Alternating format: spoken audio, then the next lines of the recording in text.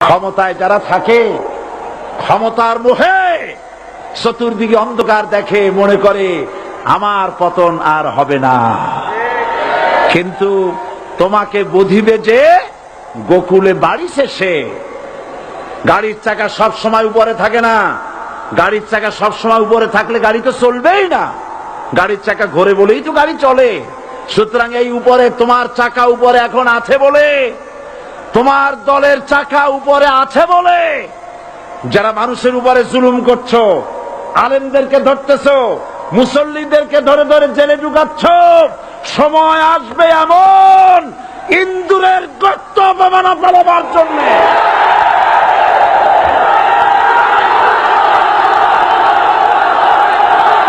আল্লাহর প্রতি অবিচল বিশ্বাস এবং আস্থার কথা বলেছিলেন শহীদ প্রেসিডেন্ট জিয়াউর রহমান।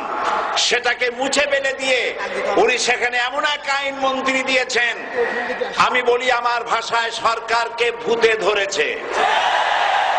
ভূতের পা নাকি থাকে পেছনের দিকে, সামনে যত এগোতে চায় তত পেছনে চলে যায়। সরকারে কিসে ধরেছে? ভূতে ধরছে। সরকারের মাথার উপরে চেপেছে বামপন্থীরা। बर्बाद गुलिस्तान के लिए एक ही उल्लू काफी है, गुलिस्तान की हर शाख पे उल्लू बैठे हैं, फिर अंजाम गुलिस्तान क्या होगा।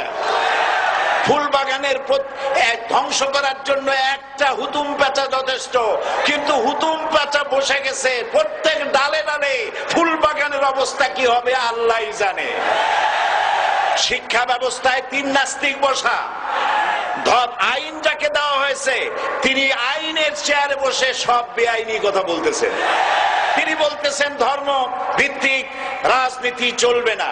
প্রধানমন্ত্রী আপনি বলেন নাই আমরা আপনার কল্যাণকামী, যেভাবেই হোক আপনি প্রধানমন্ত্রী হয়েছেন, যেভাবেই হোক আপনি সরকারে গেছেন, আমরা চাই 5 বছর আপনি চালান, কিন্তু ভালোভাবে চালান। যাদেরকে বসাইছেন এই লোকগুলির একটু চেনেন। এই লোকগুলি হচ্ছে তারা যারা আপনার পিতা স্বাধীনতার স্থপতি প্রেসিডেন্ট মরহুম শেখ মুজিবুর রহমান, যার জনপ্রিয়তা ছিল আকাশচুম্বী, সে আকাশচুম্বী জনপ্রিয়তা থেকে মাটির সাথে ধসিয়ে দিল কারা? তাদেরকে আপনি মন্ত্রী বানিয়েছেন। আপনার পিতার যে দশা তারা করেছিল, এরাও আপনার সেই দশা করে ছাড়বে। তার প্রমাণ হচ্ছে মন্ত্রী বলছে ধর্মনিরপেক্ষ ধর্মভিত্তিক রাজনীতি চলবে না। আপনি বলেন নাই, উনি বলেছেন।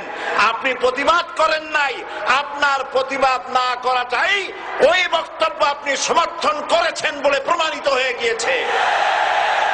ধর্মভিত্তিক রাজনীতি নিষিদ্ধ ঘোষণা করবার মতো দুঃসাহস করবেন না। ধর্মভিত্তিক রাজনীতি শুধু বাংলাদেশে নয়, ভারতে আছে, শ্রীলঙ্কা আছে, মালদ্বীপে আছে, অস্ট্রেলিয়া আছে, আমেরিকা আছে, নিউ গিনি আছে, অস্ট্রেলিয়া আছে, আমেরিকা আছে, ইউরোপে আছে। পৃথিবীতে গণতান্ত্রিক অন্তত 50টি দেশে ধর্মভিত্তিক রাজনীতি আছে। তারা ইলেকশন করছে এবং ক্ষমতায় গিয়ে তারা পার্লামেন্টে অংশগ্রহণ করছে। বাংলাদেশে ধর্মনিরপেক্ষ রাজনীতি আপনি বন্ধ করতে পারবেন না, অসম্ভব। আইন মন্ত্রী আইন পাশ করে নিষিদ্ধ ঘোষণা করার জিনিস পান নাই।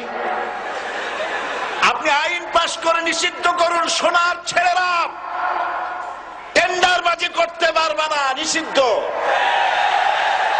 মাস্তানি করতে পারবে না, মেয়েগুলারে SMS করতে পারবে না ফ্রি টক টাইমে, শয়তানি বদমাশি করতে পারবে না, ওজনে কম দিতে পারবে না, খাদ্যে ভেজাল দিতে পারবে না। এইসব নিষিদ্ধ করতে পারবেন না। নিষিদ্ধ করার জিনিস পায় না, ধর্ম নিষিদ্ধ করো। তার মানে ধর্ম নিষিদ্ধ করতে পারলেই বড় বড় বোতল খাওয়া যায়। ধর্ম নিষিদ্ধ করতে পারলেই চুরি করা যায়, ডাকাতি করা যায়, বদমাশি করা যায়। আমার সম্মানিত সেক্রেটারি জেনারেল বলেছেন ক্লাস 9 এর ছাত্রকে অস্ত্রের মামলা দিয়ে রিমান্ডে নেওয়া যায়। এই কাজ আপনারা বন্ধ করে দিন। আমি ছোট্ট একটি কথা বলে বক্তব্য শেষ করব। আপনারা সমস্ত 144 জারি করতেছেন, সব 144 জারি করেন কোরআনের তাফসীরের উপরে।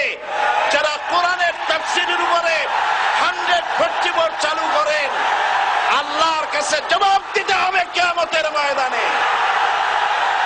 শেষ কথা বলি, বসেন শেষ কথা বলে যাই।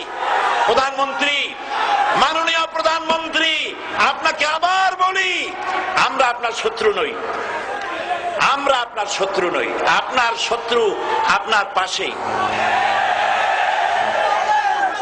সিংহ, সিংহ, একটা সিংহ আর একটা নেকড়ে আর একটা পাতিশিয়াল, এই তিনটাই মিলে সারাদিন পরিশ্রম করে তিনটা শিকার করেছে। একটি খরগোশ, একটি হরিণ আর একটা বড় গরু। সিংহ বলছে আমি পরিশ্রম করে আমরা তিনজন শিকার করছি, কিন্তু আমার নিয়ম হলো বিচার ব্যবস্থা না করিয়া, ভাগ না করিয়া খাওয়া আমি পছন্দ করি না।